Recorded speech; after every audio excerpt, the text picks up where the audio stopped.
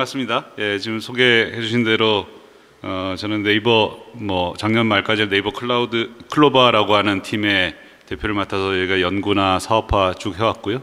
최근에 저희 조직에서 그 기술 관련돼서 다 합쳐서 글로벌 사업을 좀 더 하자라고 해서 좀 조직을 통합을 하고, 저는 이제 지금 AI 쪽하고 그리고 일본 사업 좀 담당하고 있고요. 그래서 처음에 제가 섭외됐을 때와 지금의 타이틀은 다릅니다만, 예, 제가 AI 하면서 여러 가지 느꼈던 것들, 그런 것들 오늘 좀 말씀을 좀 드리겠습니다. 특히 최근에 그 챗GPT가 너무 핫해지면서 굉장히 많은 분들이 많이 얘기를 하고 계시고요. 그래서 그게 어떤 임플리케이션이 있는지, 그리고 여러분들 HCI 학교이시니까 이걸 통해서 굉장히 제가 최근에 볼 때는 인터랙션 하는 방식도 너무 많이 달라지는 것 같습니다. 기술이 진보하면서. 그래서 그런 것들도 좀 말씀을 좀 드릴 수 있으면 좋을 것 같고요. 특히 오늘 학생분들도 많으시니까 이제 앞으로 커리어를 해 가시는 데 있어서도 아마 굉장히 큰 그 변화가 있을 거니까, 예, 그런 것들도 오늘 짧게 저는 말씀드리고 Q&A 시간 같은 때 말씀 주시면 그런 것들도 편하게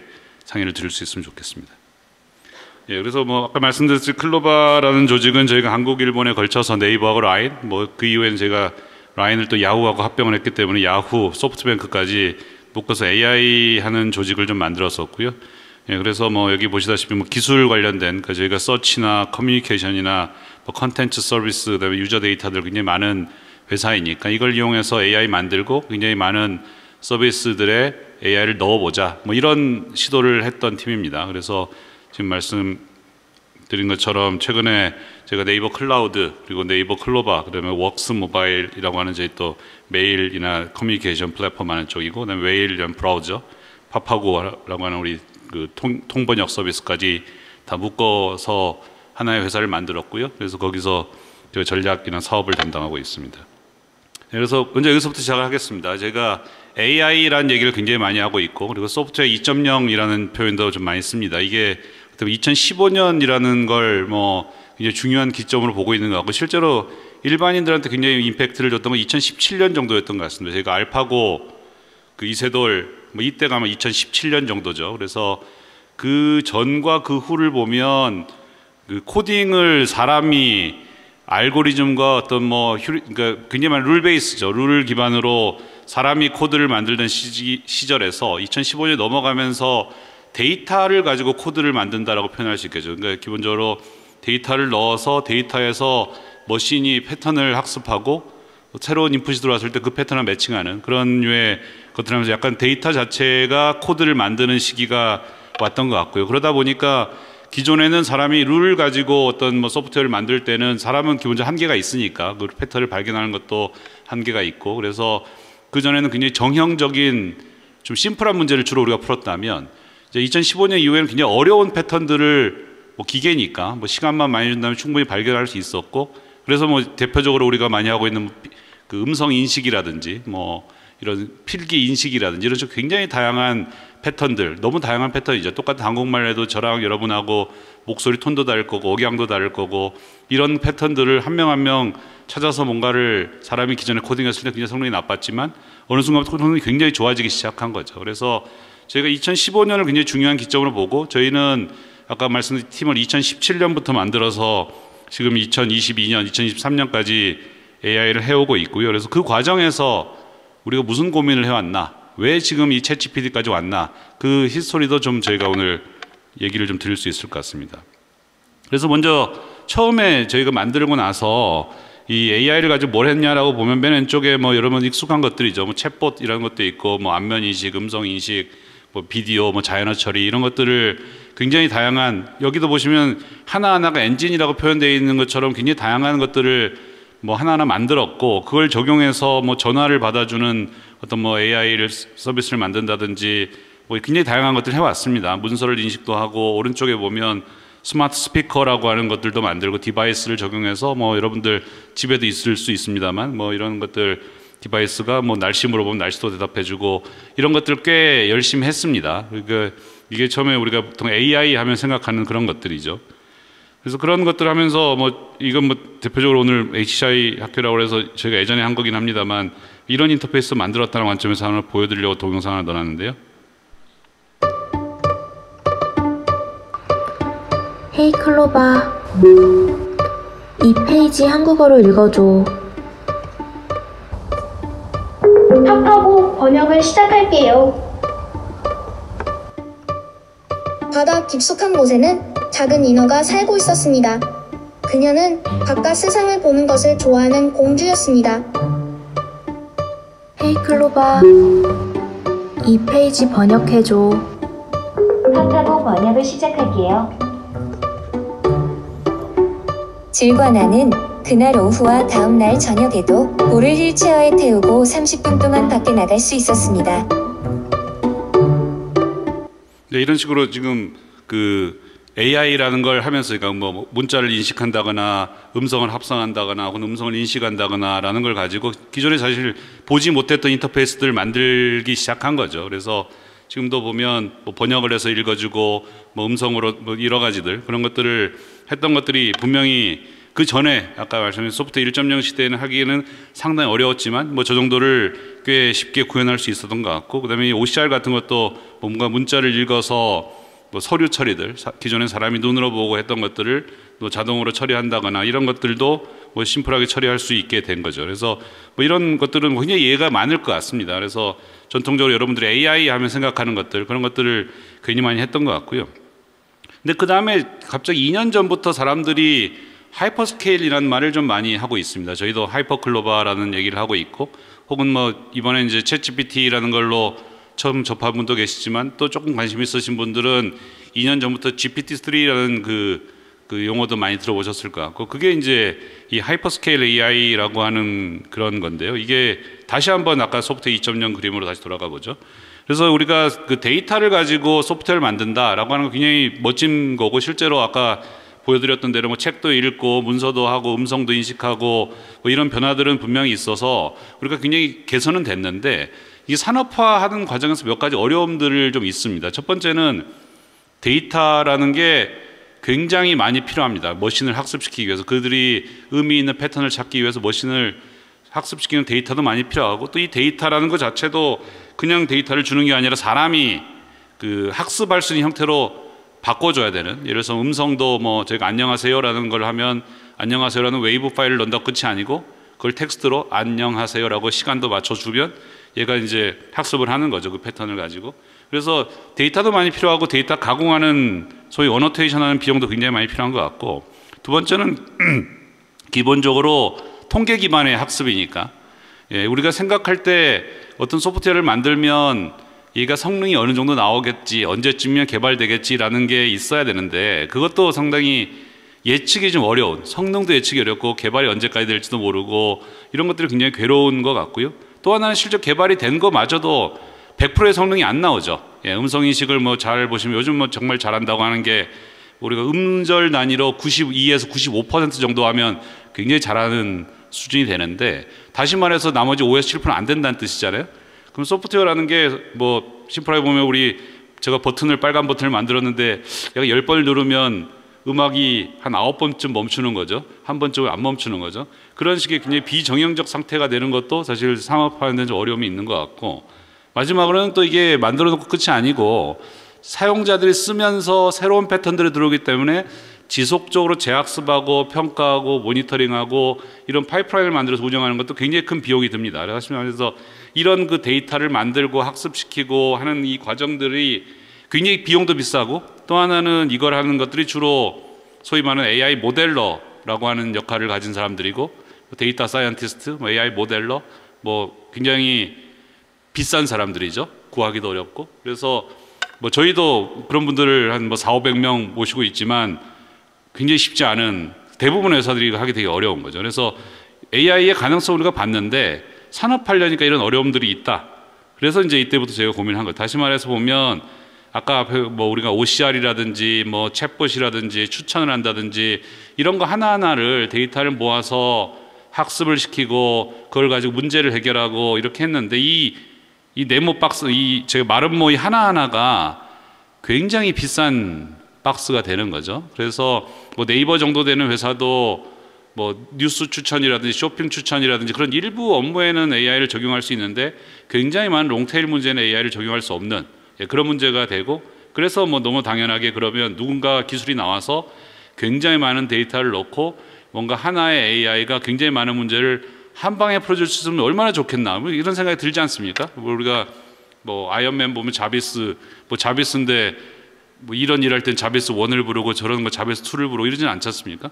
그럼 자비스 하나가 나와서 다 해결해주면 너무 좋고, 그래서 이건 뭐 모두 꿈이었는데 이 문제가 갑자기 2년 전에 해결이 된 겁니다. 그래서 그게 처음에 오픈 AI라는 회사가 GPT-3라는 모델을 만들면서 굉장히 큰 데이터를 넣고 굉장히 큰 프로세서로 돌리면 뭔가 AI가 떨어지는데 얘가 상당히 많은 문제를 유니버설하게 풀 가능성이 높고, 그리고 모델을 크게 만들면 크게 만들수록 우리가 의도하지 않은 능력이 생기더라.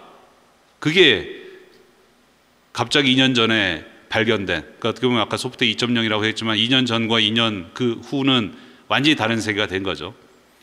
그래서 저희도 그때 하이퍼클로바라는 걸 만들었고, 이걸 뭐 보면 오른쪽에 소위 파라미터 개수라고 하는 게 마치 뇌의 우리 뭐 시냅스 개수처럼 이게 크면 꽤 성능이 크다. 뭐 요즘은 사실 꼭 그렇게 믿고 있지는 않습니다. 이게 상대적으로 작아도 잘 만들면 더 똑똑하기도 하고 뭐 합니다만, 뭐 우리가 제일 비교하기 쉬운 게 파라미터 수니까 파라미터가 크면 클수록 성능이 좋더라. 뭐 이런 얘기들은 우리가 많이 하고 있고요. 그래서 뭐 구글도 뭐 그러니까 미국 회사, 중국 회사 그 제외하고는 한국의 저희 정도만 전 세계에서 이걸 지금 열심히 하고 있는 수준이고요. 그래서 이걸 하는데 필요한 것들이 뭐 슈퍼컴퓨터도 필요하고 굉장히 큰, 뭐 저희도 거의 1,000억에 가까운 투자를 해서 슈퍼컴퓨터를 저희 팀이 가지고 있고, 그리고 데이터도 굉장히 많이 필요하고, 그리고 뭐 AI 전문가들도 필요하겠죠. 예, 그래서 뭐 저희도 뭐 여기 뭐 비싸고 좋은 거라는 뜻입니다. 그래서 굉장히 비싸고요. 예, 저희가 기상청의 슈퍼컴퓨터 가지고 날씨 예측 못하는 욕 먹지만 저희가 기상청보다 더 큰 시스템을 갖고 있습니다. 네, 그리고 데이터도 뭐 한국어 데이터는 거의 네이버에 다 있겠죠. 그래서 그런 것들도 다 넣어서, 특히 GPT-3 같은 경우에는 뭐 굉장히 성능이 좋고, 이번에 뭐 챗 GPT도 써보시면 성능이 좋지만 그건 98% 정도가 영어입니다. 예, 영어의 데이터고 한국어 데이터는 굉장히 미미한 거고, 저희는 이제 한국어 데이터를 주로 메인으로 해서 데이터를 만든 거고요. 그리고 뭐 저희 뭐 논문도 굉장히 많이 쓰고 있습니다. 한국에서 뭐 보니까 제가 AI 논문은 저희 거의 카이스트 다음으로 저희 팀이 많이 쓰는 것 같은데요. 네, 그래서 논문도 많이 쓰고, 네, 그래서 뭐 저희가 네이버, 뭐 카이스트나 서울대학교도 하고 여러 가지 협업들을 하고 있습니다. 그래서 이런 것들을 저희가 이건 뭐 나중에 이거 갖고 뭐 했는지는 뒤에서 좀 더 말씀드리겠습니다. 그래서 이런 것들을 만들고, 그 동시에 전 세계적으로 지금 굉장히 그 제너레티브 AI라는 이름으로 많이 좀 폭발적인 혹은 파괴적인 일들이 많이 벌어지고 있죠. 그래서 특히나 여기는 뭐 주로 텍스트 모델들이긴 합니다만, 제가 아까 들어오기 전에 말씀드린 여기 그래픽 연구하신 분도 많이 있다고 들었고, 특히 그래픽 분야는 굉장히 큰 변화들이 있죠. 우리가 이제 스테이블 디퓨전이라는 걸 가지고 정말 이미지 생성이 너무 잘 되고 있어서, 그러면 전통적으로 사람이 하던 그런 그 창의적인 활동, 창의적인 일이라는 게 어디까지가 창의고 어디까지가 정말 패턴이었는지가 애매한 시기가 될 정도로 지금 제너레이티브 AI가 많이 나오고 있고요. 심지어는 뭐 처음에 저 앞에 GPT-3 만들 때는 정말 어마어마하게 비쌌는데 요즘은 꽤 싸지고 있습니다. 이 모델을 만드는 것도. 물론 여전히 미국과 중국 그리고 뭐 한국의 빅테크 기업들만 어느 정도 하고 있긴 합니다만 이것도 굉장히 싸지고 있는 상황인 것 같고요. 그래서 뭐 말씀드렸듯이 이 스테이블 디퓨전을 통해서 이미지 생성은 정말 요즘 너무 잘하죠. 그래서 뭐 포토샵 가지고 하던 일들이 요즘 굉장히 달라질 것 같습니다. 이제 뭐 베이스 정말 제로 베이스부터 그리는 게 아니라 AI가 먼저 그리고 사람은 걸 약간 리터칭하는 수준이 되지, 정말 포토샵에서 하얀 화면 띄워놓고 일 시작하는 사람은 농담으로 몇 년 있으면 거의 무형문화재가 될 수도 있겠다. 예, 그런 얘기를 할 정도로 정말 많이 변하고 있는 것 같고요. 예, 이건 뭐 우리 코딩, 요즘 코딩도 너무 잘하죠. 그래서 얼마 전에도 보니까 그 사람보다 더 잘한 건 아닌데 잘하는 코더들이 더 많은 생산성을 가질 수 있게 많이 바뀌고 있는 것 같습니다. 그래서 실제로 GitHub에서 발표한 걸 보면 이 코파일럿이라고 하는 이 그 코드를 제너레이트하는 이 AI가 만든 코드 중에 잔존율, 그러니까 잘못 짰으면 코드들이 없앴겠죠. 근데 잔존율에서 40% 정도 되더라고요. 그러니까 다시 말해서 지금 만들어진 코드 중에 40% 정도는 AI가 만들고 있다는 뜻이고요. 그리고 뭐 지난번에 얼마 전에도 인터뷰 보니까 우리 뭐 테슬라의 우리 그 오토파일럿 만드신 분도 자기 코드의 90%는 이제 AI가 쓴다라고 할 정도로 굉장히 세상이 달라지고 있는, 이것도 간단한 데모입니다. Hey GitHub, toggle code mode. Import pandas. Import graph plotting library. Hey GitHub, insert new line. Get Titanic CSV data from the web and assign it to the variable Titanic data. Clean records from Titanic data where age is null. Fill null values of column fair with average column values. Drop duplicates from the frame Titanic data. 네, 이건 사실은 제가 볼 때는 조금 전 데모였고, 제가 캡처한 게 두어 달밖에 안 된 것 같은데, 요즘은 이 정도까지 디테일하게 설명할 필요도 없이 그냥 하고 싶은 거 얘기하면 코드를 다 짜니까요. 예, 이렇게 코딩도 많이 달라지고 있고, 여기 뭐 이런 쪽에는 요즘 뭐 그 글쓰기도 완전히 달라지고 있죠. 예, 챗GPT도 그렇지만 뭐 이런 요약하고 뭐 이런 것들 라이팅 어시스턴트 너무 좋은 것 같고, 뭐 논문도 요즘 직접 읽을 필요가 없죠. 그 explainpaper.com 여기 대학원생들 많으실 테니까 가서 보시면 예, 논문 읽으실 필요 없이 오른쪽에 챗봇한테 물어보면 요약도 해주고 설명도 잘해줍니다. 그래서 뭐 이런 식으로 AI가 굉장히 많이 뭐 완전히 정말 사람들이 정보를 모으고 해석하고 하는 게 많이 달라진 거죠. 그래서 제가 좀 더 말씀드리고, 네, 이건 또 요즘 제가 그냥 개인적인 관심이 있어서 많이 보고 있는 건데, 그 음악도 정말 작곡도 굉장히 잘합니다, AI가. 다시 말해서 우리가 뭐 시를 쓴다, 뭐 글을 쓴다 이런 것들도 자세히 보면 우리가 굉장히 많은 그 책들을 많이 봤고 거기서 얻은 지식들의 조합인 거죠. 예, 우리가 완전히 새로운 제가 단어를 만들어내고 새로운 문장을 만드는 건 아니니까. 그것처럼 사실 음악도 자세히 보면 굉장히 유명한 코드들의 나열일 겁니다. 그래서 예전에 우리가 AI가 무슨 직업을 없앨 거냐라고 했을 때 마지막까지 살아남는 건 창의적인 일일 거야 라고 했는데, 그 창의라는 거가 우리가 생각하는 거랑 또 달랐던 거죠. 우리가 진짜 창의라고 생각하는 것도 사실은 우리는 창의라고 믿었지만 사실 패턴의 나열이었던 거고, 이게 대표적인 그런 겁니다. 여기 보면 왼쪽에 우리 그 별이 빛나는 밤 이런 작품이 있고, 거기에 대해서 오른쪽에 설명을 한 겁니다. 이 그림은 어떤 그림이고, 그래서 이걸 AI한테 인풋을 주고 여기서 영감을 받아서 음악을 만들어줘 라고 하는 상황입니다.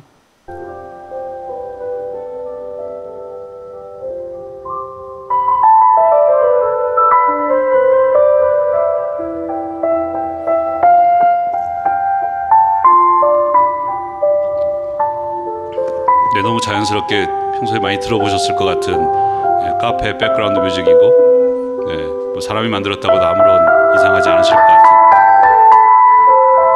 네, 그래서 여기까지 와 있는 겁니다, 지금.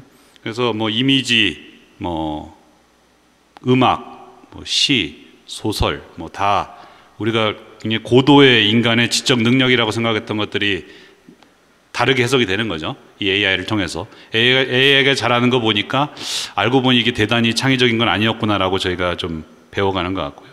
그 다음에 이제 최근에 챗GPT가 등장을 했죠. 이게 11월 30날, 11월 마지막 날 발표가 된 것 같고, 사실 처음에 오픈AI도 그 정도 기대를 하고 발표를 한 것 같지는 않습니다. 그래서 오픈AI가 GPT-3를 만들고 뭐 여러 가지 그 관심은 많이 받았지만 뭐 비즈니스 모델이나 이런 것들에 대해서 굉장히 챌린지를 많이 받았고, 그래서 본인들도 이제 뭐 펀드레이징을 열심히 하고 다니고 있는 상황에서 뭐 조금 무리는 있지만 이걸 좀 오픈을 해서 관심을 끌자 정도인데, 이게 너무 폭발적인 관심을 끌어서 요즘 뭐 굉장히 많은 일들이 벌어지고 있는 것 같고요. 그래서 이게 뭐 굉장히 챗GPT가 줄 수 있는 임플리케이션이 많은 것 같습니다. 그 중에 특히 제가 관심을 갖고 본 것은 왼쪽이 구글 검색입니다. 여기 보면 AI Development History라는 걸 검색을 하면 뭐 여러분들이 익숙한 화면이 나오죠. 그래서 이걸 보면 여러분들이 하나하나 링크를 들어가서 볼 거고, 이걸 가지고 요약을 하고 뭔가 뭐 파워포인트를 만드신다든지 혹은 뭐 문서를 정리한다든지 뭐 이런 것들을 하시는 게 우리가 전통적으로 수십 년간 인터넷을 써온 방법이고요. 오른쪽은 그냥 심플하게 AI Development History라고 챗GPT 넣은 겁니다. 그랬더니 오른쪽에 우리 숙제하시는 학생들한테 굉장히 좋을 것 같은 포맷으로 이렇게 잘 나오고 있는 거죠. 그래서 사람들이 정보를 접근하는 방법이 달라질 거고, 근데 과거에 보면 이 접근하는 방법의 게이트웨이를 잡고 있는 회사들이 뭐 광고나 이런 걸로 굉장히 큰 돈을 벌어왔고, 그래서 이 비즈니스 모델이 그 파괴가 될 수 있는 그런 상황까지 온 겁니다. 첫 번째는. 두 번째는 제가 뭐 이게 그냥 관심 있는 것들 검색을 해보면 이게 이제 헤드폰을 하나 사고 싶은 상황이라고 보죠. 약간 취미 영역입니다. 그래서 뭐 제가 오디오 파일들을 위한 헤드폰 추천해달라고 하면 뭐 이 친구가 HD665S라는 제나이저 모델을 추천했고, 그것보다 더 비싼 거 추천하고 포컬 유토피아라는 걸 추천을 했고, 뭐 클래시컬 뮤직 들을 때 괜찮은지, 뭐 혹은 그거랑 같이 탈 건 뭔지, 뭐 내가 2000불 레인지에서 사고 싶은 뭐 어떤 덱이라고 하는 장비는 뭔지, 이게 여기 혹시 뭐 오디오 좋아하시는 분들은 익숙한 것들일 것 같은데, 이런 걸 사기 위해서 사람들이 하는 일은 기존에는 네이버에 가서 카페, 블로그, 지식인을 열심히 뒤져보십니다. 주로 카페에 가서 거기 가면 제가 예산이 얼마인데요, 뭐 뭘 사면 됩니까, 뭐 이렇게 해서 그런 것들을 한 일주일 넘게 하시죠. 그래서 근데 그 과정에서 자세히 보면 그 사람들이 주로 찾는 것들이 뭔가 대단히 특이한 걸 찾는 게 아니라 내가 굉장히 큰 어떤 투자를 하기 때문에 사람들이 가장 일반적으로 하는 조합을 많이 물어보는 경우가 많습니다. 제가 자전거를 산다고 해도 나중에 리세일 밸류가 있을 만한 어떤 뭐 그런 거, 뭐 이것도 굉장히 그냥 파퓰러한 조합, 이런 걸 원하기 때문에 사실은 이 LLM이라고 하니 굉장히 큰 언어 모델이라는 게 제일 잘하는 게 인터넷상에는 굉장히 많은 정보를 획득한 다음에 굉장히 평균적 답을 하는 게 너무 익숙한 거기 때문에 사실 이런 쇼핑 추천하고 굉장히 궁합이 잘 맞는 거고, 다시 말해서 앞으로 사람들이 이 비정형의 상품을 사는 과정이 달라질 거고, 그러면 또 커머스라고 하는 방법이 달라질 거고, 그러니까 결국 사람과 기계 혹은 사람과 어떤 비즈니스 인터랙션 하는 게 굉장히 달라질 것 같고, 이미 커머스나 이런 쪽에서는 이렇게 굉장히 큰 변화가 있을 거다. 뭐 제가 네이버를 다니고 있습니다만 저도 굉장히 긴장을 해야 되는 그런 일들이 벌어지고 있는 겁니다. 그래서 이것도 보면 뭐 이건 조금 기술적인 얘기입니다만, 이런 그 LLM이라고 하는 GPT라는 모델을 만들고 그거에 최근에 이 챗GPT가 굉장히 그 파괴적인 이런 그 반응을 보인 이유 중에 하나는 이게 기본적으로 대화형 인터페이스라는 거고, 또 하나는 뭐 기존에 사실 저희 같은 전문가 볼 땐 GPT-3하고 챗GPT하고 크게 성능 차이가 안 나는데도 이렇게 폭발적 반응을 보이는 건 일반인들의 접근성이 이제 좋아졌기 때문입니다. 그래서 들어가서 쉽게 접근하고 AI라는 걸 쓸 수 있게 되고 뭐 이런 거고요. 그리고 또 하나 저희 기술적으로는 또 혁신이라고 할 수 있는 것은, 이건 뭐 좀 너무 제가 AI 박사는 아니니까 되게 심플하게 사업하는 사람 관점에서 쉽게 설명을 드리면, 마치 예전에 우리가 2년 전, 3년 전에는 AI를 학습시키는 데 있어서 마치 교과서에 충실한, 옛날에 우리 뭐 수능을 잘 보려면 어떻게 해야 돼? 교과서에 충실하세요 하는 것처럼 정말 교과서를 다 암기를 하고 그렇게 만들어진 게, 아까 네이버도 굉장히 큰 데이터를 가지고 만드는 것처럼 그런 걸 했다면, 이 챗GPT로 오면 마치 대치동 사교육 같은 겁니다. 굉장히 족보를 잘 뽑고 족보 위주로 공부를 시켜서 그랬더니 학습 비용도 상대적으로 줄어들고 답도 굉장히 깔끔하게 잘하는, 그래서 역시 사교육의 힘은 AI에서도 먹힌다. 그래서 이 챗GPT를 비롯해서 최근에는 그래서 이 학습하는 방법도 훨씬 효율적으로, 우리가 사람에게 했던 많은 그 학습의 노하우를 AI한테도 많이 적용을 하는 것 같고, 또 거기에 하나 더가 지금 얘기 드린 대로 교과서에 충실할 때는 누구나 교과서를 갖고 있었는데, 이제 이렇게 되다 보니까 누가 족보를 잘 만드냐, 누가 나만의 문제집을 갖고 있느냐가 그 화두가 될 거고, 그러면 앞으로는 결국 유저 데이터를 누가 갖고 있느냐, 이게 또 훨씬 중요해지는 그런 시대로 이 하이퍼스케일 AI 시장도 가고 있다. 그런 얘기는 좀 드릴 수 있겠습니다. 그래서 뭐 저희는 어떻게 이용했느냐, 그래서 새로운 인터랙션이라는 걸 어떻게 만들었느냐라고 보면, 아까 하이퍼스케일 AI라는 게 제가 아까 처음에 설명드릴 때 보면 굉장히 다양한 문제들을 푸는 어떤 하나의 실버 블릿 같은, 하나를 만들어서 굉장히 많은 문제를 하나하나 AI 안 만들고 알고리즘을 통합해 봐야지, 뭐 이게 사실은 첫 번째 우리의 관심이었다면, 실제로 거기서 발견된 건 뭐냐면, 아까 그림을 그려준다거나 뭐 백과사전을 이렇게 처럼 다 해석해서 쉽게 설명을 해준다거나 그런 것처럼 굉장히 그 안에 들어가 있는 정보들을 리트리버하기가 쉬워졌다. 그러니까 굉장히 많은 정보를 넣고 이 정보를 사람들이 적재적소에 쉽게 뽑아낼 수 있게 됐다가 굉장히 큰 의미가 있는 것 같아요. 그러니까 그게 뭐 옛날 같으면 데이터베이스를 거대하게 만들고 뭐 SQL 같은 랭귀지를 넣어서 뭐 찾고, 근데 그나마도 굉장히 비정형적인 건 찾기 어렵고였다면, 지금은 우리가 알고 있는 사람이 이해하는 형태의 텍스트, 이미지를 디립다 집어넣고 여기다가 사람이 하는 형식처럼, 사람이 머릿속으로 생각하는 것처럼 쉽게 그냥 대화형 인터랙션을 통해서 뽑아낼 수 있다.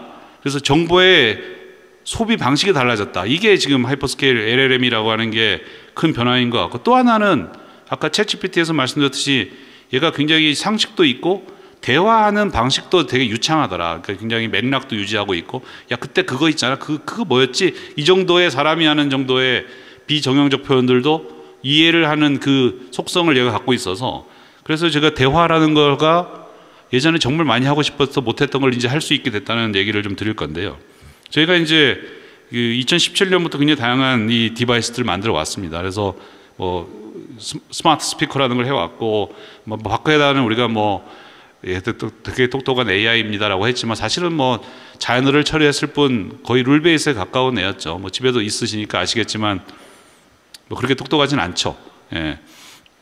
그래서 이런 것들을 한 그 결과가 여기 보시면, 제가 뭐 이 회색으로 되는 건 제가 이제 뭐 디바이스도 많이 팔리고 하니까 QC도 뭐 사람들의 쿼리도 늘어나는데, 여기에 선으로 표시되는 게 뭐냐면 디바이스당 하루의 유니크한 QC입니다. 정확한 숫자는 제가 뭐 공개는 안 하겠습니다만 왼쪽 위부터 오른쪽 아래 줄어들죠. 예, 이게 두 가지입니다. 하나는 사람들이 익숙해지니까, 그리고 얘에 대해서 기대치가 낮아지기 때문에 처음에는 뭐 이런저런 질문합니다. 뭐 자연스러운 뭐 잡담도 하고, 근데 나중에는 정말 그냥 정해진 명령하는 거죠. 불 켜줘, 불 꺼줘, 음악 틀어줘, 오늘 날씨 어때. 그러니까 이게 대화형을 잘 만들면 사람 간의 관계라는 게 늘어나면 늘어날수록 할 말도 많아지고 뭐 그래야 될 텐데, 그 정도의 고도의 인터랙션을 보여주지 못하기 때문에 왼쪽 위에서 오른쪽 아래로 줄어드는 겁니다. 이거 뭐 저희만 바보같이 서비스를 잘못 만들어서가 아니라 이건 AI 어시스턴트를 갖고 있는 게 거의 대부분 이렇고, 뭐 최근에 아시다시피 아마존도 알렉사 사업을 축소하고 하는 것들 다 이런 과정입니다. 원래 우리가 생각했던 건 얘기를 많이 하면 그 사람의 정보도 좀 더 알게 될 것 같고, 그리고 친근감도 생기고, 그러면 자연스럽게 뭔가 추천을 하고 물건도 팔고, 그게 원래의 이 AI 어시스턴트라는 걸 우리가 5년, 6년 전부터 해온 과정이었는데, 제가 볼 때 그 과정은 여전히 유효합니다. 근데 그 과정을 성립시킬 만한 그런 자연스러운 대화 기술이 없었다.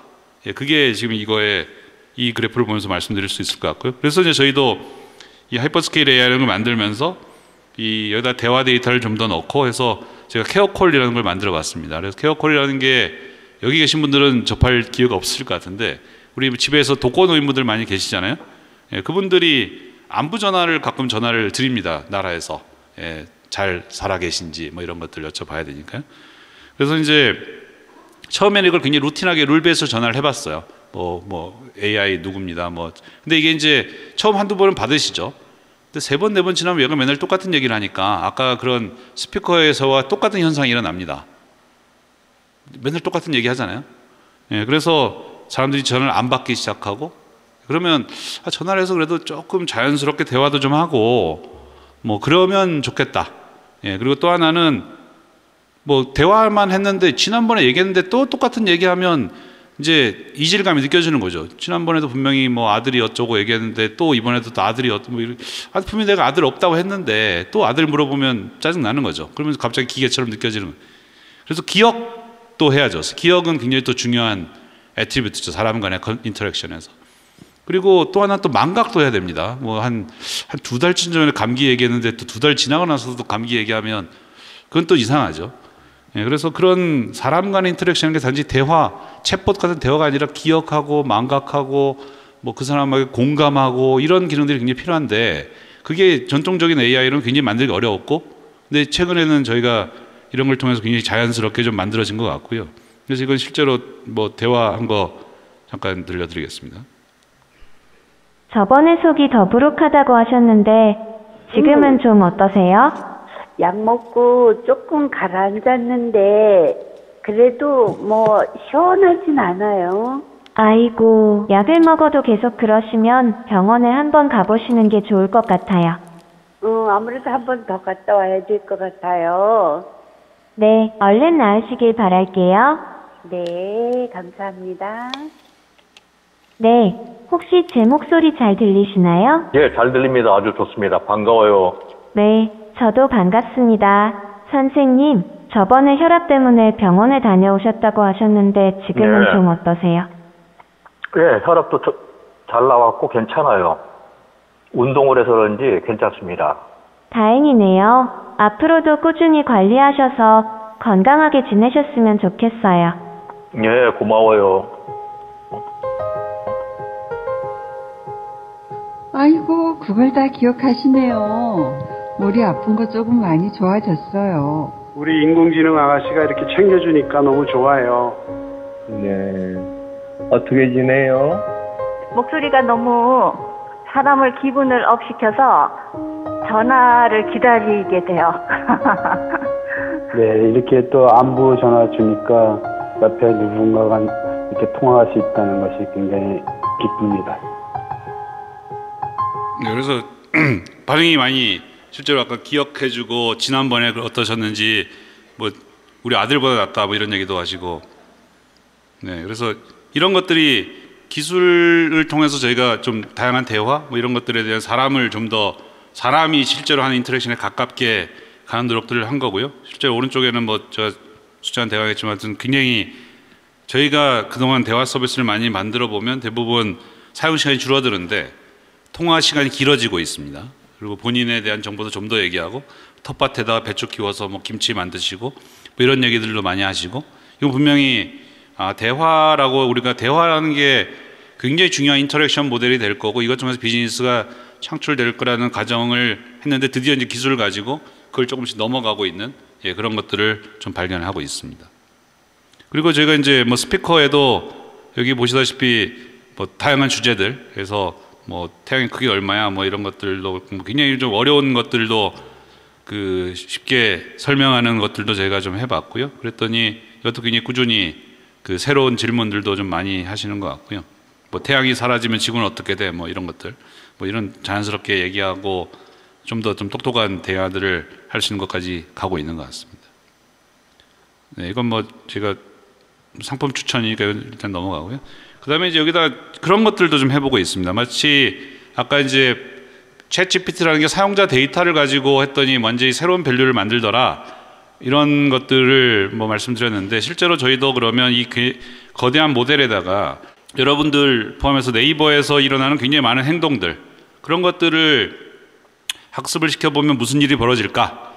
마치 그 여러분들이 네이버를 쓰면서 뭐 쇼핑도 하고 블로그, 카페, 지식인, 음악 뭐 이런 거 다 듣고 하시는데, 여러분들이 네이버에 와서 도대체 무슨 일을 할 건지를 잘 옆에서 할 수 있는 비서가 한 명 앉아서 이제 웹툰 보실 때인데요. 웹툰 이거 보실 거예요. 이런 것들 하는 뭔가가 있다고 하면 좀 만족도 높아지겠죠. 그래서 그런 걸 한번 넣어본 겁니다. 그래서 했더니 실제로 사용자에 대한 행동 예측도 굉장히 잘 하고, 그래서 실제로 저희가 여러 가지 해보면 마케팅 효과도 좋아지고 뭐 그런 것들도 관찰을 좀 하고 있습니다. 그래서 뭐 저희 이건 좀 넘어가겠습니다. 그래서 이제 저희가 최근에 또 재밌게 하고 있는 것 중에 하나는 저희가 라이브 커머스를 좀 많이 하는데, 거기에 보면 그 예를 들어서 왼쪽에 CJ 매콤 까르보나라 누들 떡볶이라고 하는 물건이 있고, 이걸 라이브 커머스를 한다고 하면 거기에 보면 쇼호스트가 나와서 얘기를 하시겠죠. 그러면 누군가 작가가 글을 쓰실 것 같고, 그러면 그때도 그 이 상품에 대해서 사람들이 어떤 특성을 좋아하고 어떤 특성에 관심이 있는지가 이미 저희가 만들어 놓은 저희 그 하이퍼스케일 하이퍼클로바에 이미 정보가 다 있기 때문에 이거에 대한 핵심이 뭔지를 알고 있고, 그걸 갖고 글을 쓰고 바로 라이브 커머스를 할 수 있는 스크립트까지 만드는 게 가능하지 않을까라고 해서 저희가 실제로 해본 거고요. 한번 들어보시겠습니다. 기다리셨던 정말 괜찮은 바로 그 상품인 CJ 매콤 까르보나라 누들 떡볶이 400g 설명드릴게요. 누구나 좋아할 국수처럼 긴 밀떡이 특징으로 인기가 많죠. 재료의 맛도 좋지만 베이컨 향이 은은하게 나는 맛이 일품이에요. 맛있게 매운맛으로 인기가 많고요. 매콤함으로 짠맛을 잡아주어 맛있게 먹을 수 있습니다.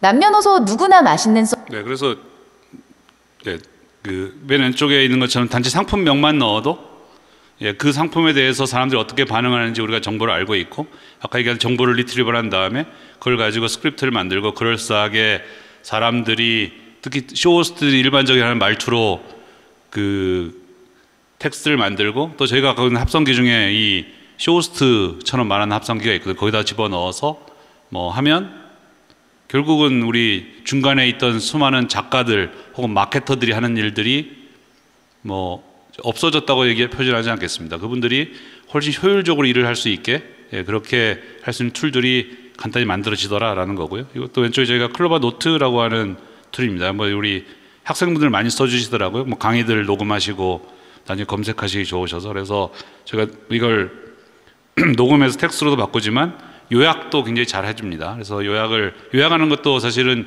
요약이라는 게 굉장히 고도의 지적 능력이 필요합니다. 이것도 그냥 여기에 제가 이게 1시간 동안 강연을 해도 여기에 계신 분들이 요약을 해서 다 다르게 요약을 하실 거잖아요. 또 좀 더 요약을 잘 하시는 분도 있을 거고. 예, 그래서 뭐 저희도 그걸 하려면 이 맥락을 이해해야 되고 제가 얘기하는 이 단어들의 백그라운드나 기본 정보들을 알고 있으면 요약을 더 잘 하시겠죠. 그래서 이런 그 LLM이라고 하는 기술도 그런 백그라운드 기술이 많기 때문에 굉장히 요약도 회의록 요약 같은 것도 굉장히 잘 해주는 것도 제가 확인하고 실제 서비스를 하고 있습니다. 그리고 뭐 콜센터 같은 데서 과거에 보면 전화가 오고 하면 전화를 받고 콜센터 담당 분께서 내가 이런 식의 통화를 했다라고 텍스트를 적으시면 그게 사실은 그 하루 종일 전화를 받은 거에 대한 인사이트를 뽑아낼 수 있게 그분이 쓴 몇 단어밖에 없거든요. 그래서 실제로 우리 회사에 무슨 일인지 정확히 모르시는데 사실 AI가 그걸 듣고 요약을 하면 훨씬 빨리 훨씬 많은 정보를 회사가 알 수 있겠죠. 그래서 그런 것들도 제가 만들어서 활용을 좀 하고 있습니다. 그래서 여기까지가 그 아까 말씀드렸듯이 우리가 하이퍼스케일 AI라는 걸 왜 만들었고 뭐 밖에서는 무슨 일이 벌어지고 있고 저희는 그걸로 뭘 하고 뭐 이런 얘기들을 쭉 드렸고요. 이건 뭐 제가 그냥 말 그대로 사업 관점 혹은 또 여러분들도 미래를 준비하는 관점에서 우리한테 어떤 기회가 있을까 그러면 이게 우리가 이거 얘기할 때마다 굉장히 많은 분들이 아 큰일 났다 내 직업이 없어지는 거 아니야 나는 이제 뭐 먹고 살지 뭐 이런 얘기들 많이 합니다만 여전히 기회는 있겠죠. 그래서 어떤 기회가 있을 건지에 대해서 좀 더 좀 살펴보겠습니다. 그래서 이게 이제 얼마 전에도 우리 뭐 MS 대표께서도 월스트리트저널 인터뷰할 때 비슷한 얘기 하셨고 저도 그걸 뭐 좀 정리한 건데 그 기본적으로 현재 우리가 하는 일을 보면 저 위처럼 일을 하고 있습니다. 그러니까 날리지 워커라고 하는 그 배우신 분들 데스크에 앉아서 배우신 분들의 과거의 그 역량을 보면 뭐 예를 들어서 변호사다 의사다 이런 분들 보면 그 굉장히 많은 어려운 것들을 다 날리지를 머릿속에 넣고 그걸 좀 더 빨리 꺼내는 역량을 가진 분이 뭐 그걸 또 얼마나 잘 꺼내는지를 시험을 보고 우리가 고시라는 이름으로 그래서 그분들이 취직을 하시고 그래서 그분들을 중심으로 세상이 돌아가고 혹은 뭐 그러면 이제 실제 고객을 만나는 것들 뭐 밖에 나가서 영업사원이라든지 혹은 뭐 은행의 텔러들이라든지 뭐 보험을 파시는 분들이라든지 이런 현장의 프론트라인 워커라고 하는 분들이 나가서 고객을 만나고 그렇지만 이 사람들 가서 무슨 얘기를 할지 또 어떤 상황에서 무슨 대답을 할지는 소위 뒤에 있는 저 날리지 워커라는 사람들이 정해주죠. 그래서 뭐 모르면 또 본사에 연락을 해서 이거 이렇게 해도 돼요. 뭐 대출할 때 어떻게 해야 돼요. 뭐 이런 것들 해서 지금처럼 일을 하고 있고 그래서 대부분의 여기 계신 분들이 날리지 워커가 될 가능성이 높으신 분들이니까 여러분들이 뒤에 앉아서 데스크에서 좀 더 많은 월급을 받는 게 지금까지의 이 세계였던 거죠. 근데 지금 이게 무너지고 있는 겁니다. 소위 말하는 날리지 워커가 하는 일이라는 걸 다시 말해서 정보를 리트리버라는 그 역량이 사람보다 당연히 얘가 훨씬 잘하기 때문에 그러면 앞에 있는 프론트라인 워커라는 것은 여전히 커스터머를 만나야 되니까 그 사람들은 여전히 일이 존재할 것 같고요. 뭐 식당에서 서빙을 하는 사람 이 사람들은 여전히 존재할 것 같고 그렇지만 뒤에서 답변하던 게 꼭 사람일 필요가 있느냐 그게 요즘에 가장 큰 변화인 것 같습니다. 그래서 뒤에는 정말 AI를 만드는 사람이 존재할 것 같고 그 사이에 날리지 워커와의 인터랙션 자체가 이제 AI와의 인터랙션이 될 거고 이 인터랙션 형태는 또 대화형이 되겠죠. 그래서 이런 쪽으로 급속히 변하고 있는 것 같고 이거의 대표적인 사례가 아까 얘기한 코파일럿 같은 코딩입니다. 그래서 코딩이라는 것도 사람들이 하던 거에서 굉장히 많이 뭐 일도 좀 줄어들기도 하고 뭐 정말 잘하던 사람은 더 잘하고 못하는 중간에 애매한 사람도 많이 없어지기 시작하는 그런 현상들을 이미 우리가 많이 보고 있고 그래서 여기서도 결국은 이 AI와 프론트라인 워커가 합쳐진 쪽으로 이제 일자리가 많이 시프트 될 것 같다. 이게 첫 번째 생각이고 이제 이게 좀 더 AI가 성능이 좋아지면 이 프론트라인 워커의 그 역할도 꽤 줄어들 가능성은 있겠다. 예, 그 생각까지는 좀 해보고 있습니다. 그래서 이게 우리가 지금 이 LLM이라고 하는 걸 보면서 가장 큰 변화인 것 같고, 그러니까 이렇게 일하는 방식이 달라질 것 같다라는 거고. 그래서 이것 때문에 요즘 굉장히 많은 그 회사들이 많이 나옵니다. 그래서 뭐 맨 밑에 코어라고 하는 걸, 그러니까 정말 AI를 아까 여기 오픈 AI도 그렇고, 뭐 저희 같은 회사들도 약간 이런 코어에 가까운 일을 하는 회사고, 그다음에 이제 플랫폼이라는 것들이 있고요. 이걸 뭐 실제로 실행을 하기 위해서 사실은 뭐 점점 갈수록 이 플랫폼이 굉장히 중요해질 거라고 저는 믿고 있는 사람입니다만, 뭐 이런 쪽에도 일이 많이 생길 것 같고, 그리고 이제 컨설팅도 굉장히 또 새로운 컨설팅이 생길 것 같습니다. 이 LLM이라는 게 전통적 소프트웨어랑 다르다 보니까 이걸 어떻게 하면 우리 업무에 적용할 수 있지? 뭐 이런 것들 때문에 이 중간에 하는 회사들도 많이 생길 것 같고, 요즘에 가장 또 활발하게 나오는 건 이걸 기반으로 앱 서비스를 만드는, 그러니까 전통적인 앱 서비스가 아니라 완전히 다른 형태의 그런 서비스도 요즘 정말 많이 하루가 멀다 하고 나오고 있는 거고, 지금 이걸 선점하겠다고 굉장히 많이 나온 이유도 먼저 들어가서 유저 데이터를 모으면 훨씬 빨리 더 좋은 AI를 만들 가능성이 있기 때문에 요즘 이쪽이 굉장히 많은 기회들을 좀 보여주고 있는 것 같습니다. 그래서 여기에 뭐 회사들 보면 뭐 녹색의 회사 이름들이 있죠. 그래서 대강 각 레이어에 들어가려면 맨 밑에 코어 쪽에 가려면 진짜 뭐 못해도 한 2천억, 아니면 오픈 AI는 최근에 뭐 MS한테 10조를 투자를 받았고 누적 11조, 뭐 그냥 심플하게 계산하면 11 빌리언을 받았으니까 정말 여기는 몇 천억짜리 플레이가 되는 거고요. 뭐 저희도 거의 매년 천억 단위 이상을 쓰고 있는 것 같고, 뭐 플랫폼 기업들은 뭐 정말 뭐 한 500억에서 2천억 사이 정도의 규모, 뭐 컨설팅은 상대적으로 작고, 이제 앱 서비스가 앞으로는 굉장히 굉장히 큰 투자를 받고 굉장히 커질 영역으로 보이긴 합니다. 오른쪽에 보시면 뭐 글 써주는 회사, 광고 카피 만들어주는 회사, 홈페이지를 자동으로 만들어주는 회사, 이런 회사들이 굉장히 좀 많이 나오고 있다, 이렇게 좀 말씀드릴 수 있을 것 같고요. 그래서 또 다른 관점에서 보면 저는 이제 AI라고 하는 게 서비스를 만드는 방법 자체가 많이 달라지고 있다, 이것도 좀 말씀드리고 싶은 건데, 여기 보시면 오른쪽 아래에 그 파란 세모하고 왼쪽 위에 녹색 세모가 있는데요.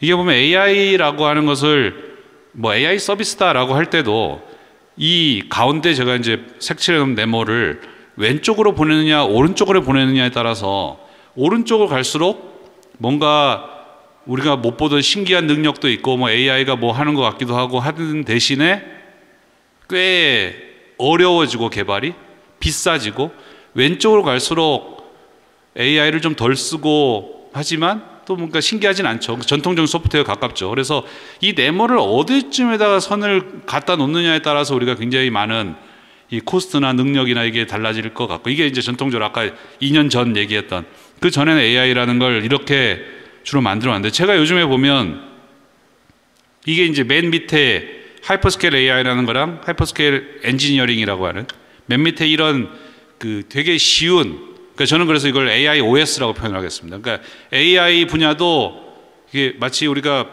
예전에 뭐 여기 젊은 분들은 잘 모르겠지만 우리 피처폰 시절로 돌아가 보면 통신사들도 하나씩 뭐 OS도 하나 가지고 있고 뭐 앱도 만들 때 로레벨까지 다 만들고 하던 시절이 있었는데, 요즘 그 얘기하면 정말 라떼 얘기가 되는 거고, 예, 다들 뭐 요즘은 당연히 iOS, 안드로이드 위에서 개발하시는 거고, 그럼 밑에는 우리가 디바이스에 대한 신경 쓸 필요가 없게 된 거죠.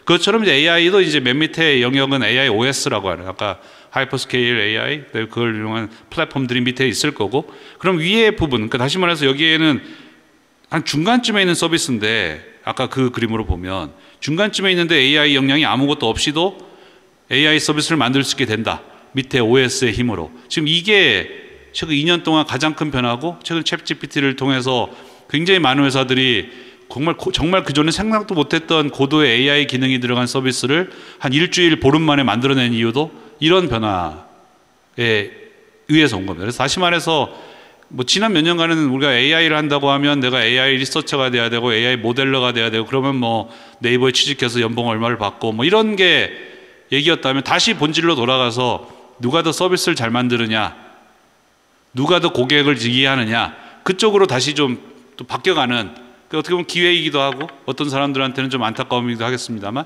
네, 그렇게 좀 크게 우리가 좀 변하고 있다라고 말씀을 드릴 수 있겠습니다. 그래서 여기에 제가 보면 굉장히 고도의 하이퍼스케일 AI라고 하는 LLM이 뭐 챗GPT, GPT-3, 뭐 하이퍼클로바 뭐 이런 것들이 있을 것 같고 이것도 제가 좀 심플하게 설명드리면 마치 이 하이퍼스케일 AI라고 하는 것은 그 여러분들 뭐 대학원을 갓 졸업한 그런 분들, 그러니까 뭐 말도 잘 하시고 일반적인 상식도 갖고 계시고 뭔가 배울 준비가 되어 있는 분들, 거기까지는 이제 학교에서 잘 만들어 주신 거고, 그러면 이제 회사 관점에서 보면 그분들을 데려다가 회사에서 회사 지식을 가르치시잖아요. 뭐 우리 대출은 이렇게 해줘야 되고, 막 은행을 치겠다고 하면 뭐 이런 식으로 보험을 해야 돼, 팔아야 되고, 이런 도메인 널리지라는 걸 집어넣어서 도메인 엑스퍼트를 만드는 거죠. 그래서 거기다가 그걸 가지고 서비스를 만들어가는 이런 이제 걸로 굉장히 많이 바뀌고 있는 추세를 요즘 많이 관찰하고 있는 것 같습니다.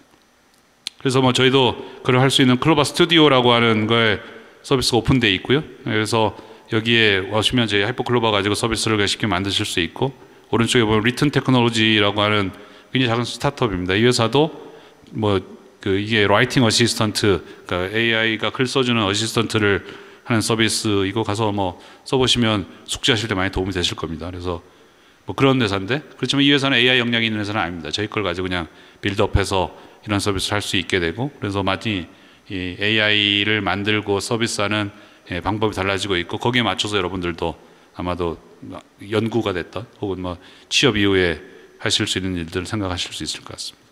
여기까지가 제가 간단히 준비한 내용이었고요. Q&A. 네. 안녕하세요. 반갑습니다. 저는 국민대 테드 AI 디자인 랩에서 박사과정으로 공부하고 있는 전상일이라고 합니다. 아까 전에 쇼 호스트 대본 관련해서 재밌게 보았는데요. 근데 이제 물론 가능한 부분이라고 알고 있겠지, 그러니까 예상은 하지만 대본을 쓰는 것도 좋지만 쇼 호스트 부분에서는 이제 호들갑을 떨거나 맛 표현을 할 때 뭐 호들갑을 떨거나 고객에게 좀 유도하기 위해서 막 분위기를 막 이끈다거나 좀 또 그리고 뭐 이제 부가적인 어떤 그 미끼 상품이나 이런 걸 막 제시한다거나 하는 유도하는 이런 부분이나, 그리고 아까 말한 호들갑 부분이 굉장히 중요하다고 생각이 돼서 그 어조나 막 목소리 음성이나 아니면은 좀 그런 좀 독특한 그 쇼호스트만의 개성이 혹시 반영될 수 있는 서비스인지, 아니면은 그런 것이 준비되고 있는지, 아니면 이제 뭐 아직은 거기까지는 어려운지 궁금해서 알고 싶어서 질문드립니다. 꽤 가능하고요. 그래서 아까도 얘기 드린 대로 뭐 쇼호스트들의 뭐 말하는 패턴이라든지 이런 것들 뭐 학습이 어려운 건 아니기 때문에, 그래서 뭐 실제로 저희도 꽤 그런 것들을 하고 있고, 오늘 데모에는 그렇게 표현이 안 됐지만, 그래서 앞으로도 점점 나아지기도 할 테고, 그래서 뭐 지금 제가 볼 때는 거기 지금 원하시는 수준의 뭐 꽤 장벽이 있다 이런 느낌은 아닌 것 같습니다. 예, 알겠습니다. 감사합니다. 네, 이거는 제가 먼저 읽어드리겠습니다. 미래의 어떤 산업, 디바이스 주제까지 AI 주도로 대화 서비스를 만들어갈 수 있을까요? 예, 이게 아까 얘기드린 대로 한 방에 그 AI, 특히 헬스케어 쪽에 제가 며칠 전에도 데모 보니까 그냥 환자가 오면 뭐 35세의 남성이고 이런 증상을 호소합니다라는 인풋을 넣으면 여기에 어떤 식의 검사를 하고 뭐 어떤 얘기를 하고 프로시저를 해주는 AI도 만들어져. 사실 그게 만들어진 게 이렇게 놀라운 건 아닌 것 같고 당연히 될 것 같고, 뭐 우리 의대 교과서나 뭐 이런 거 다 학습할 수 있으니까. 근데 다만 지금 얘기하는 안전 관련된 부분들이 있기 때문에 분명히 이건 바로 사용자들에게 바로 오픈이 되는 게 아니라 중간에 게이트키퍼가 있는 서비스들이 될 것 같고요. 그러니까 아까 코딩하고 똑같은 얘기입니다. 코딩도 꽤 AI가 할 수 있지만 그 AI가 만든 걸 바로 서비스에 붙일 리는 없잖아요. 그래서 그 코딩을 하는 사람이 쓸 수 있는 툴을 만드는 게 지금 우리가 주로 하고 있는 일들이고, 그렇기 때문에 당분간은 뭐 AI가 사람을 다 대체하고 없애고 뭐 하는 것까지는 저는 뭐 기대를 하진 않고 굳이 그럴 필요도 없다고 생각을 하고 있고, 그래서 다만 아까 코더로 다시 돌아가서 보면 지금도 뭐 어떤 한 개발팀이 있으면 굉장히 잘하시는 개발자가 있으실 겁니다. 그래서 그분이 뭐 성장을 하셔서 임원이 되고 뭐 리더가 되고 하실 것 같은데, 근데 그분이 이제 정말 코딩을 정말 잘하시는 분이라고 해도 한 뭐 5인분, 10인분 정도 하시겠죠. 갑자기 이분이 뭐 100인분 정도의 코딩을 하시는 분은 아니실 것 같고, 그렇기 때문에 이제 이분들이 주로 밑에 팀원들을 두고 뭐 얘기해서 리딩하고, 그래서 뭐 한 15명, 20명짜리 팀을 만들어서 지금 뭐 개발팀이 보통 돌아가고 있는 것 같고, 근데 이제 앞으로는 그 나머지 15명이 하는 일의 상당수를 AI가 도와준다고 하면 그 리더 한 명이 훨씬 생산성이 좋아질 가능성이 있다고 보이거든요. 그래서 저는 이게 똑같은 현상들을, 예를 들어서 변호사, 뭐 김앤장 이런 데 가면 그 대표 변호사 되게 잘하신 분이 있고, 그 밑에 어쏘들이 굉장히 많이 있을 거 같고, 그분들이 어떻게 보면 뭐 이분이 해야 될 리서치를 대신한다든가, 이분이 하셔야 될 그 의견서를 작성한다든가, 이런 일들을 많이 하고 있을 텐데, 거기 메뉴에 있는 그 잘하시는 분이 생산성이 굉장히 좋아질 거다. 굳이 우리가 그 사람까지 없앨 필요는 없는 거죠. 의사도 마찬가지가 될 것 같거든요. 이 안전 관련된 직업들도 분명히 그들의 생산성을 높일 수 있을 것 같고, 예, 그렇지만 우리가 뭐 다 사람을 없애서 지금 말씀드린 안전에 리스크를 짊어질 것까지 갈 필요는 없는 것 같아요. 그래서 당분간은 이 전문가들이 쓰는 툴들을 만드는 쪽으로 우리는 계속 AI가 발전할 것 같고, 그래서 뭐 거기서 생기는 여러 가지 변화들은 있을 거라고 봅니다. 그래서 안전 관련된 것도 분명히 저는 뭐 바로 지금 통제가 안 되기 때문에, 지금 우리 LLM의 특징이 굉장히 유창하긴 하나 얘가 거짓말을 하기도 하고 자기가 제대로 모르는 거에 대해서는, 예, 그리고 사회적으로 갖고 있는 편견이 그대로 사실 통계적으로 들어가 있기 때문에 이걸 그대로 쓸 수는 없다고 보고요. 그래서 그냥 생산성을 강화하는 툴 정도로 보고, 그러면 뭐 안전이나 이런 것들도 중간에 있는 사람이 세이프가드 역할을 할 수 있겠다, 이런 생각은 좀 듭니다. 네, 안녕하세요. 저 카이스트의 김희평이고요. 그 강의 잘 들었고요. 그러니까 저는 약간 비즈니스적인 측면에서 질문을 좀 드리려고 하는데, 그 이런 AI 서비스들이 지금은 이제 한국어, 그러니까 그 네이버 같은 경우 한국어로 되게 잘 돼 있는데, 실제 돈을 벌려면 그 사람들이 많이 쓰고 있는 영어 기반의 서비스를 해야 되는데, 그러면 그런 한국에서 만드는 서비스와 영어 기반에 만드는 서비스 같은 경우에는 이제 문화나 이제 역사나 사람들 사고가 다른데, 그런 것들을 개발할 때 어떤 측면에서 집중적으로 해야 되며, 그리고 이제 또 그러니까 한국어 기반이기 때문에 확장력이 부족하잖아요. 그러니까 해외에서 누가 한국어를 배우려고 하는 사람이 없는데, 그러니까 한국어를 개발할 필요가 없을 텐데, 그러면 이제 네이버 같은 경우에는 이제 한국어를 배우려고 하는 사람들, 이제 K-팝 문화 같은 그런 거 있잖아요. 그런 거 연관해서 뭔가 서비스를 개발하고 계시는 게 있는지 궁금합니다. 사실 저희가 볼 때는 한국말도 꽤 큰 시장이라고 보고요. 예, 네이버가 지금도 한국말 잘 파서 잘 먹고 있는 거 보면 앞으로도 굉장히 기회는 있을 것 같고요. 오히려 반대로 지금 말씀하신 대로 공격적으로 영어까지 하면 너무 좋은데, 사실은 이건 정말 스케일 싸움이어서, 뭐 네이버도 사실 글로벌 나가면 너무 작은 회사니까 뭐 쉽지 않다고 봅니다, 솔직히. 예, 그래서 저희도 하면 한국, 일본, 뭐 제가 이제 한국, 일본 정도 하고 있는데, 그 정도가 사실 현실적인 그 스케일이라고 보고요. 뭐 그럼에도 불구하고 한국말에도 굉장히 저는 다양한 기회는 있다라고 보고, 그래서 오히려 이제 그들이 그러면 한국으로 오면 어떡하지? 뭐 이런 고민들을 할 것 같고, 제가 이것도 좀 그냥 말 그대로 정말 너무 심한 비유일 수 있습니다만, 제가 LLM의 성능을 자세히 보면 데이터를 어떻게 믹스했느냐, 어떤 데이터를 넣느냐가 성능에 굉장히 큰 영향이 있는 것 같아요. 그러니까 요즘 보시면 뭐 알고리즘도 다 똑같은 알고리즘 쓰고, 뭐 기본적으로 트랜스포머 베이스에 다 똑같은 알고리즘 쓰고 있고, 방법론이 거의 똑같기 때문에 사실 데이터를 뭐 넣느냐에, 그러니까 마치 요리 셰프, 다 똑같은 셰프들이 요리를 뭐 하는지 재료에 따른 싸움이어서, 근데 이제 그들은 영미권의 최선의 레시피를 만들어 놓은 사람들이고, 근데 그들에게 갑자기 한국에 들어가야 되니까 여기다가 고추장을 더 넣자라고 하면 전체적인 성능이 저하되기 때문에 당분간 갑자기 다른 나라를 가긴 되게 어려울 것 같고요.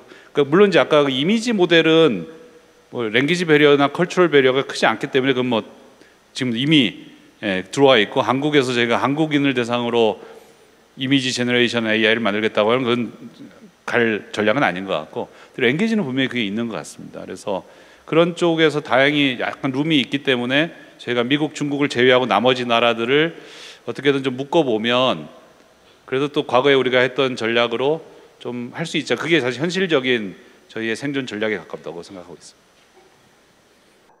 그러니까 제가 궁금한 거는 AI가 언어를 이해할 수 있는 맥락이 어느 정도나 될까요?